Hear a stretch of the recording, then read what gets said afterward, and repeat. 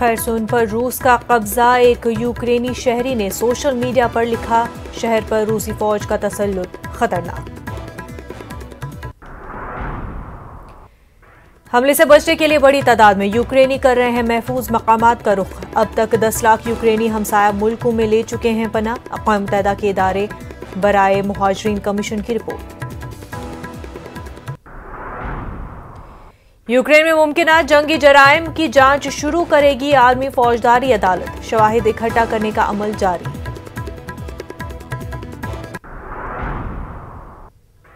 Moscow और Saint Petersburg में जंग के खिलाफ मुजाहिरा जारी। पुतिन की नुक्ताचीनी करने वाले एलेक्सी की अपील के बाद यूक्रेन हमले के खिलाफ लोग सड़कों पर उतर रहे हैं।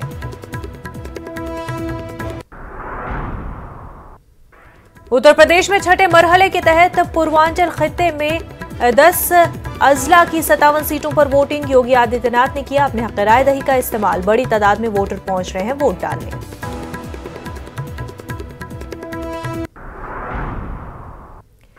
Money laundering case Nawab Malik की ईडी तहवील आज हो रही है खत्म।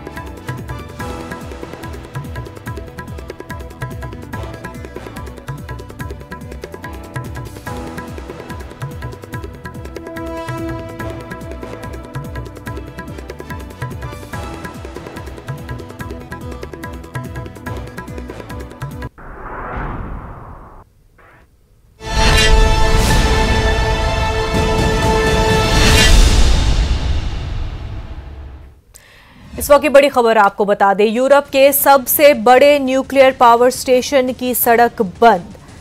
न्यूक्लियर स्टेशन की हिफाजत के लिए यूक्रेनी अवाम सड़कों पर उतर आए हैं। इनरोदर के जनूब मशरक़ी कस्बे के रिहायशी रूसी अफवाज की राह में हायल।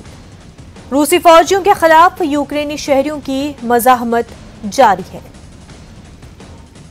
तो यूक्रेन रूस जंग के हवाले से आपको ये बड़ी खबर इस वक्त बता रहे हैं।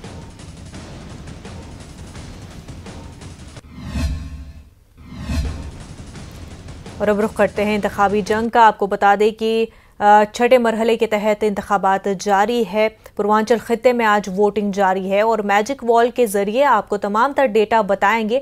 हमारे साथ हमारे साथी अबू हुरैरा जुड़ चुके हैं। हुरैरा,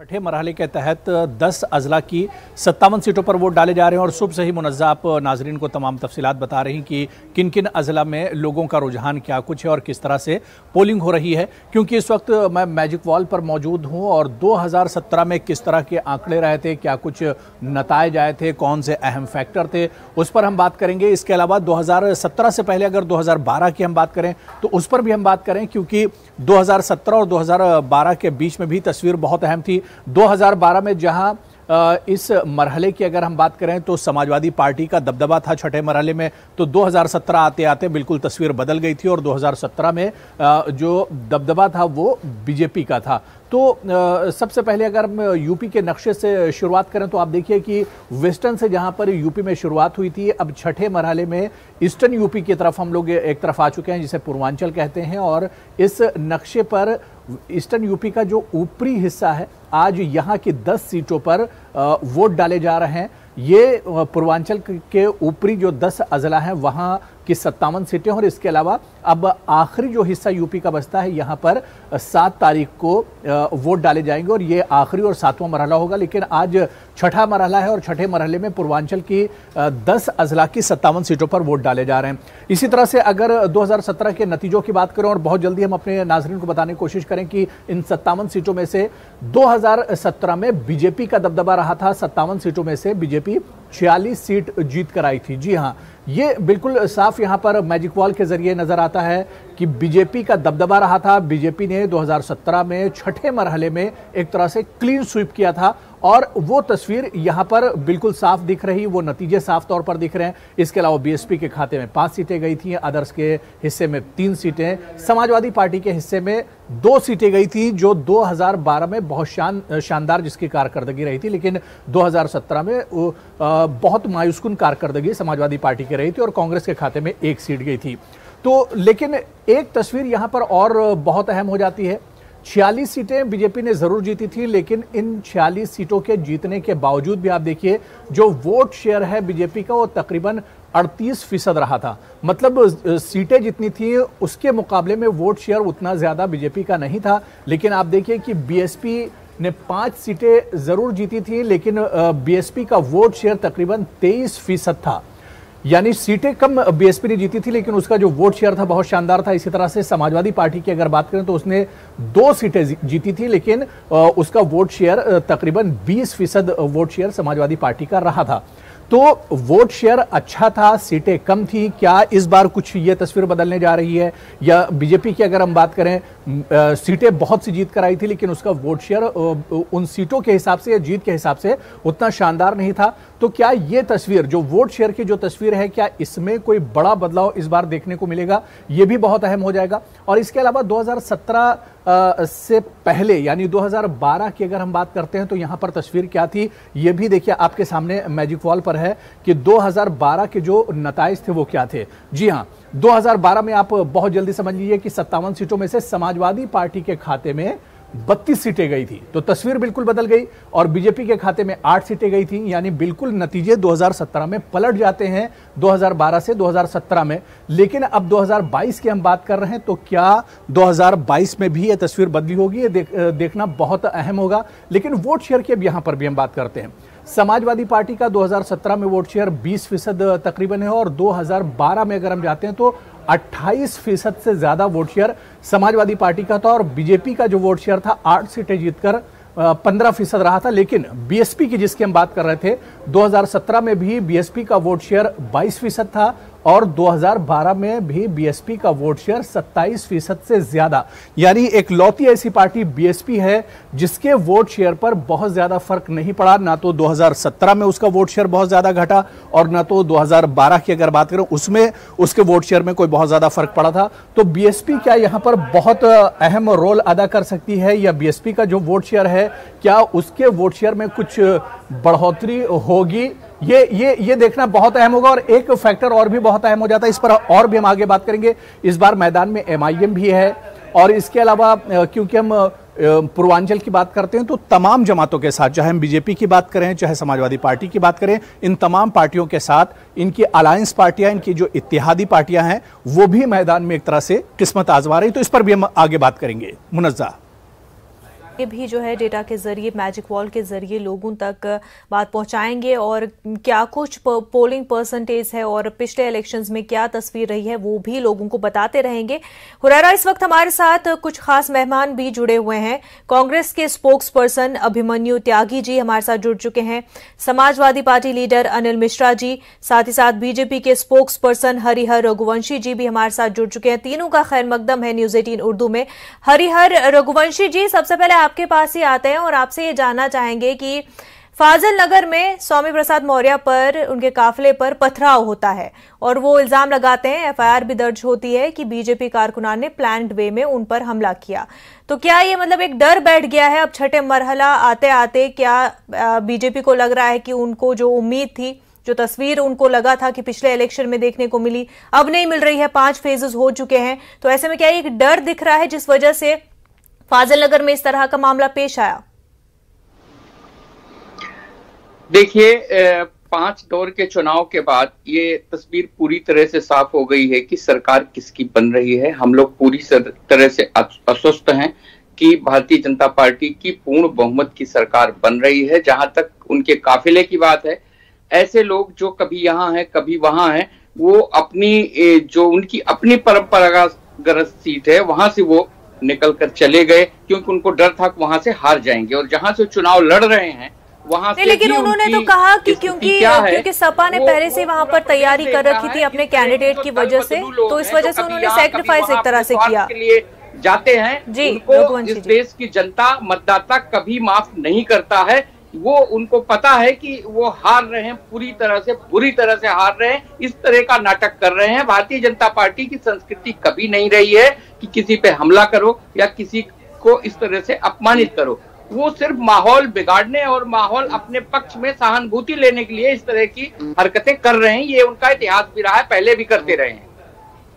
अनिल मिश्रा जी, सीट बदली है, अपना जो गढ़ था वो बदल दिया स्वामी प्रसाद मौर्य ने, तो क्या इस वजह से उनको लगा कि अब शायद जीत न मिल पाए और इस तरह का मामला पेश आता है तो कहीं ना कहीं एक सिंपैथी कार्ड प्ले हो जाएगा?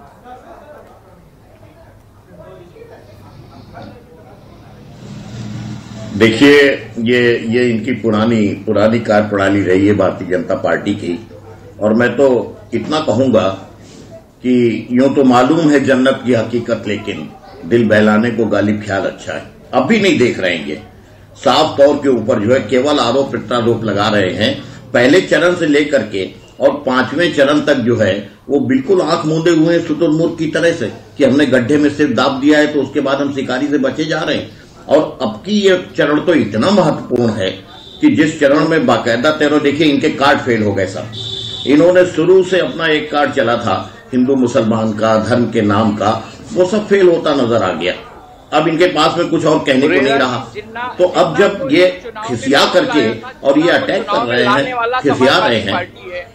नहीं तो अनिल मिश्रा जी, पदरौना से जहां पर उनका गढ़ था वहां पर क्यों हटे, क्यों सपा ने उनको वहीं से जो है चुनाव लड़ने नहीं दिया? इस तरह के सवाल भी तो उठ रहे हैं। इस तरह की चीजें को हमने काम किया है, हम काम के आधार पे गए हैं जनता के पास और काम के आधार पे अनिल जी मांग रहे हैं।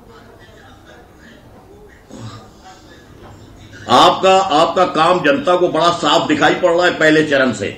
इन सब बातों से कोई फायदा नहीं। आप तो ये बताइए कि ये स्थितियां क्यों हो रही हैं कि जिसमें कि ये अपने जो चुनाव में हिंसा आ रही है। अनिल मिश्रा जी, आवाम काम कितना देखेगी? अनिल मिश्रा जी, आवाम काम कितना देखेगी? 2012 से लेकर 2017 की तस्वीर देखिए ना, जहां पर आपने देखा, या 2017 की ही तस्वीर देख लीजिए कि अखिलेश यादव सरकार ने बहुत काम किया था, जमीनी सतह पर वो काम नजर भी आ रहा था, लेकिन जो नतीजे आए थे आप उसे देखिए, कितने मायूसकुन नतीजे थे समाजवादी पार्टी के लिए।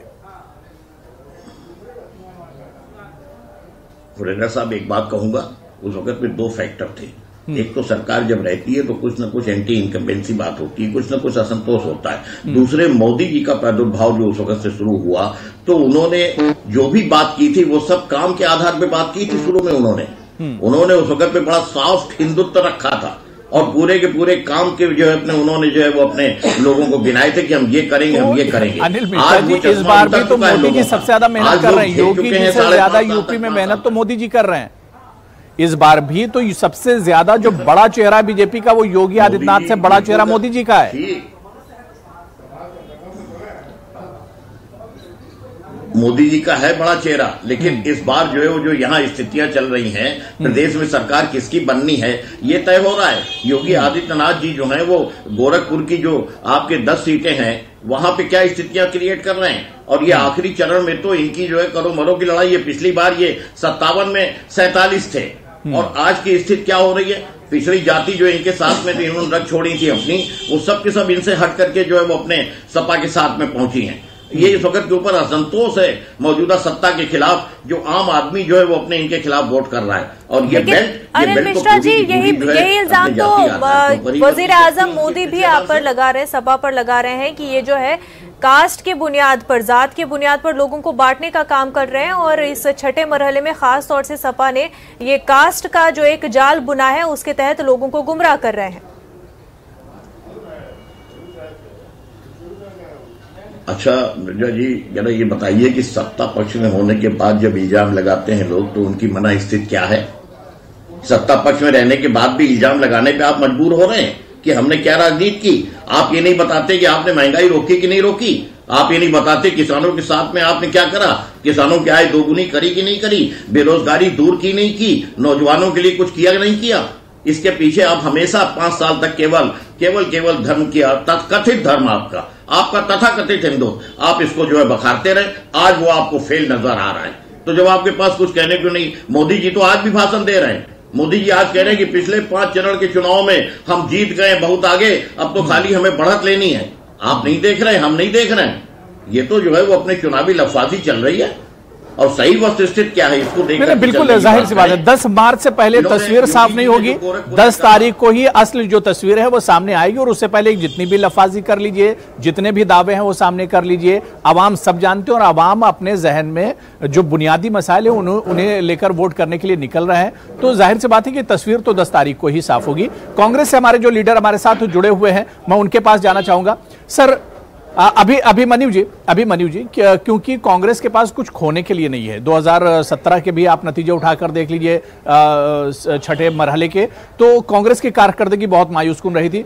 प्रियंका गांधी इस बार कांग्रेस के साथ जुड़ी हुई हैं तकरीबन 2.5 साल पहले से, चुनाव से 2.5 साल पहले से। क्या लग रहा है कि प्रियंका जो फैक्टर है ये कांग्रेस को मजबूत करेगा इस बार?